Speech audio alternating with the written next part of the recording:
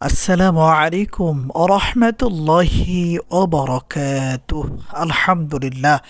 সম্মানিত দিনী ভাই ও বোনেরা, আজকের এই গুরুত্বপূর্ণ ভিডিওটি যে যেখান থেকে দেখছেন এবং শুনছেন সবাইকে আন্তরিক মোবারকবাদ। আজ আমি আপনাদেরকে শেখাতে চাই সূরা কাউসার পড়ে ডিমের উপরে ফু দিলে কি হয়। আবারও বলছি, আজকের আলোচনার বিষয়বস্তু হচ্ছে সূরা কাউসার পড়ে মুরগির ডিমের উপরে ফু দিলে কি হয়। বিস্তারিত জানার জন্য আর এই দামি আমলটা শিখে রাখার জন্য সম্পূর্ণ ভিডিওটি দেখার অনুরোধ থাকবে। আর প্রতিদিন ইসলামিক নতুন নতুন ভিডিও সবার আগে দেখতে আপনার পর্যন্ত পৌঁছাতে আমাদের এই ছোট্ট চ্যানেলটি সাবস্ক্রাইব করার অনুরোধ থাকবে। আর সম্মানিত দিনী ভাই ও বোনেরা, যারা এই আমলটা করবেন, এই আমলের মাধ্যমে চিকিৎসা তদবির করবেন, তারা অবশ্যই ভিডিওতে লাইক করবেন, কমেন্টস করবেন। চ্যানেলে নতুন দর্শক হয়ে থাকলে অবশ্যই চ্যানেলটি সাবস্ক্রাইব করে অনুমতি নিয়ে এরপরে আমলটা করার চেষ্টা করবেন ইনশাআল্লাহ। সম্মানিত দিনী ভাই ও বোনেরা, এই আমলটা কখন কিভাবে করবেন এবং এই আমলটা করার জন্য কি কি জিনিসের প্রয়োজন হতে পারে। এই আমলটা করার জন্য আমাদেরকে একটা মুরগির ডিম নিতে হবে, আর এরপরে আমার দেখানো পদ্ধতিতে আমলটা করে নিতে হবে। সম্মানিত দিনী ভাই ও বোনেরা, ধরে নিন আমি একটা মুরগির ডিম সংগ্রহ করে নিয়েছি, আর এখন আপনাদেরকে ফজরের নামাজের পরে আমলটা করে দেখাচ্ছি। আমি যেভাবে করে, যে পদ্ধতিতে, যে নিয়মে আমলটা করে দেখাবো, সেম আপনারা আমার মতো করেই আমলটা করার চেষ্টা করবেন ইনশাআল্লাহ। সম্মানিত দিনী ভাই ও বোনেরা, প্রথমত ফজরের নামাজ আদায় করে নেবেন, এরপরে জায়নামাজের পাটিতে বসে আমলটা শুরু করবেন। আর হ্যাঁ, অবশ্যই মুরগির ডিমটা আগে থেকেই আপনার জায়নামাজের পাশে এনে রেখে দিবেন। এরপরে যখন আমলটা শুরু করবেন, মুরগির ডিমটা আপনার হাতের তালুতে রাখবেন।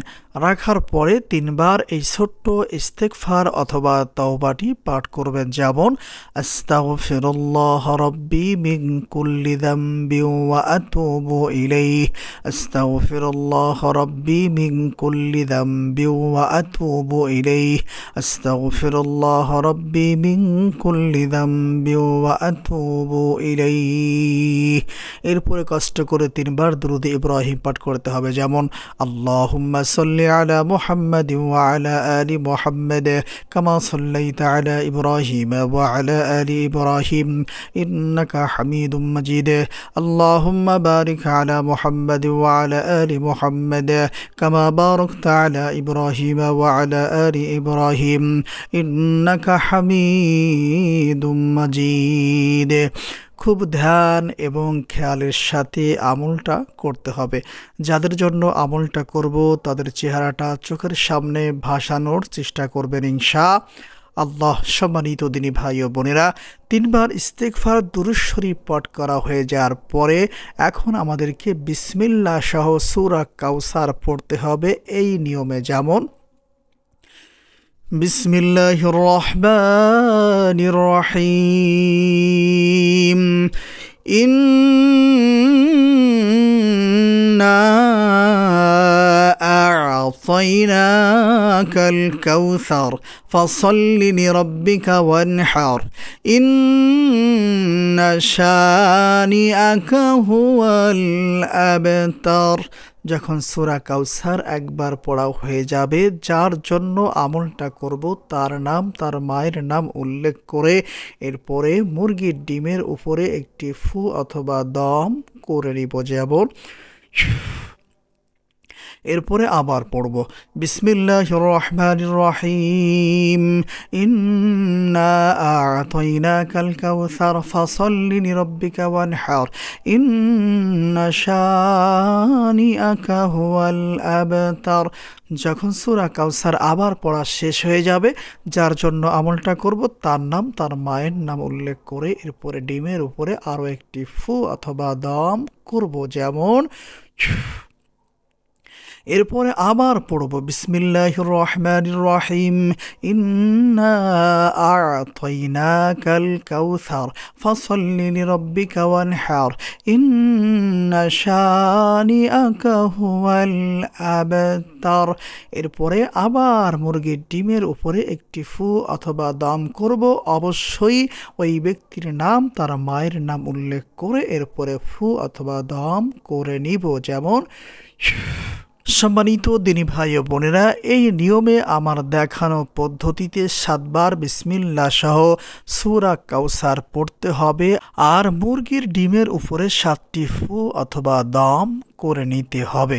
সম্মানিত দিনী ভাই ও বোনেরা, এরপরে কষ্ট করে একবার দুরুদে ইব্রাহিম পাঠ করতে হবে আর ডিমের উপরে 2টি ফু অথবা দম করে নিতে হবে। তবে হ্যাঁ, অবশ্যই এখানে একটা বিষয় খেয়াল রাখবেন, যখন দুরূদ শরীফ পাঠ করে ডিমের উপরে ফু দিবেন তখন আর কোনো নাম উল্লেখ করার প্রয়োজন হবে না। সম্মানিত দিনী ভাই ও বোনেরা, এই নিয়মে আমার দেখানো পদ্ধতিতে একটা মুরগির ডিম প্রথমত পড়ে নিতে হবে। এখন আপনাদেরকে বলে দিব যে সূরা কাউসার পাঠ করে মুরগির ডিমের উপরে ফু দিলে কি হয়, আর তার আগেই আপনাদেরকে বলে দিব এই মুরগির ডিমটা কিভাবে আপনারা ব্যবহার করবেন। সম্মানিত দিনী ভাই ও বোনেরা, এই মুরগির ডিমটাকে সঠিকভাবে কাজে লাগানোর জন্য অথবা ব্যবহার করার জন্য আমাদেরকে একটু লাল কাপড় ক্রয় করে আনতে হবে। এই লাল কাপড় দিয়ে ডিমটাকে সুন্দর করে পেঁচাইতে হবে। এরপরে আমাদেরকে মাটিতে দাফন করে রাখতে হবে। কোন জায়গার মাটিতে দাফন করবেন?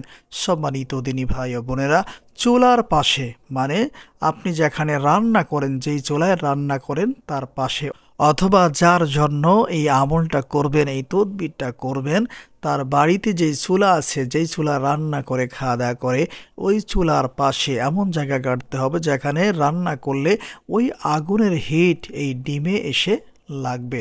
সম্মানিত দিনী ভাই ও বোনেরা, এই নিয়মে ডিমটাকে কাজে লাগাতে হবে অথবা মাটিতে দাফন করে রাখতে হবে। সম্মানিত দিনী ভাই ও বোনেরা, এখন আপনাদেরকে বলে দিব সূরা কাউসার পড়ে ডিমের উপরে ফু দিলে কি হয়। সম্মানিত দিনী ভাই ও বোনেরা, এই আমলটা হচ্ছে শত্রুকে ধ্বংস করার আমল, মানে শত্রুকে একেবারে শেষ করে দেওয়ার আমল। আপনারা যদি সঠিকভাবে এই আমলটা করতে পারেন, প্রথমত ওই ব্যক্তির যে সমস্যাটা হবে, ওই ব্যক্তির পেশাব বন্ধ হয়ে যাবে। আর এর পরে যদি ওই ডিমটা 1 সপ্তাহ 7 দিনের মধ্যে মাটি থেকে উঠানো না হয়, তাহলে ওই ব্যক্তি মারা যাবে। সম্মানিত দিনী ভাই ও বোনেরা, এজন্যই আপনাদেরকে অনুরোধ করছি, আপনারা ছোটোখাটো বিষয় নিয়ে এই তদবিরগুলো কখনোই করতে যাবেন না। আপনার কারণে অথবা আমার কারণে যদি একজন ব্যক্তি মারা যায়, তাহলে আল্লাহ সুবহানাহু ওয়া তাআলার কাছে আপনার আমার জবাবদিহি করতে হবে। এজন্য সম্মানিত দিনী ভাই ও বোনেরা, যারা এই আমলটা করবেন তারা অবশ্যই ভিডিওতে লাইক করবেন, কমেন্টস করবেন, আর চ্যানেলে নতুন দর্শক হয়ে থাকলে অবশ্যই চ্যানেলটি সাবস্ক্রাইব করে অনুমতি নিয়ে এরপরে আমলটা করার চেষ্টা করবেন। অনুমতি ব্যতীত কেউ এ ধরনের আমল করতে যাবেন না। পরামর্শ থাকবে, আপনারা যদি এই আমলটা করতে চান তাহলে অবশ্যই কোনো আলেমের সঙ্গে অথবা আপনার কোনো উস্তাদের সঙ্গে পরামর্শ সাপেক্ষে আপনি যেই সমস্যার জন্য আমলটা করবেন, সেই সমস্যাটা আপনার সেই উস্তাদের সঙ্গে শেয়ার করবেন। সে যদি আপনাকে অনুমতি দিয়ে থাকে তাহলে আমলটা করবেন, আর যদি অনুমতি না দেয় তাহলে দয়া করে কেউ এ ধরনের আমল করতে যাবেন না, কারণ এতে করে একজন মানুষের জীবনই শেষ করে দেওয়া হচ্ছে। এজন্য সম্মানিত দিনী ভাই ও বোনেরা, এ ধরনের আমল তখনই জায়েজ হয় যখন বিকল্প কোনো রাস্তা আর না পাওয়া যায়, তখন এই আমলটা আপনার জন্য জায়েজ হতে পারে। এজন্য বারবার আপনাদেরকে বলছি, পরামর্শ ছাড়া, অনুমতি ছাড়া এ ধরনের আমল কেউ করতে যাবেন না। যদি বিশেষ কোনো প্রয়োজন হয় হোয়াটসঅ্যাপ অথবা ইমো অথবা কন্ট্যাক্ট নাম্বারে যোগাযোগ করবেন, আপনার সমস্যাটা বিস্তারিত বলবেন। এরপরে আপনার সমস্যার কথাগুলো শোনার পরে যদি মনে হয় যে না, এই আমলটা আপনি করতে পারেন, তাহলে আপনাকে বলবো যে না, আপনি আমলটা করেন, সমস্যা নাই। এছাড়া এই আমলটা করার জন্য সবাইকে ঢালাওভাবে অনুমতি দেওয়া যাবে না। আজকের ভিডিওটি এ পর্যন্তই। দেখা হবে কোনো পরবর্তী ভিডিওতে। সে পর্যন্ত আল্লাহ সুবহানাহু ওয়া তাআলা আমাদের সবাইকে ভালো রাখুন, সুস্থ রাখুন। আসসালামু আলাইকুম ওয়া রাহমাতুল্লাহ।